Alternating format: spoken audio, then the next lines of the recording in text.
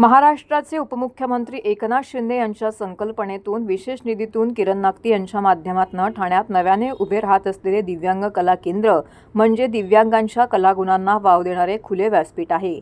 यात सर्व प्रकारचे दिव्यांग ज्यांच्या अंगी गाण्याची, नृत्य करण्याची, अभिनयाची, वादनाची तसेच चित्रकला, हस्तकला अशा कोणत्याही प्रकारची आवड असणाऱ्या दिव्यांगांना या 16 कला विभागातील मोफत कलेचं प्रशिक्षण दिलं जाते। आजपर्यंत ठाण्यातील नियमित या केंद्रात शिकत असलेल्या दिव्यांग मुलांना हे प्रशिक्षण दिले जात होते, परंतु आता महाराष्ट्रातील अशा विशेष मुलांसाठी एकनाथ शिंदे यांच्या हस्ते शोध कलाकारांचा दिव्यांगांच्या कलागुणांचा या अभियानाचा शुभारंभ करण्यात आलेला आहे।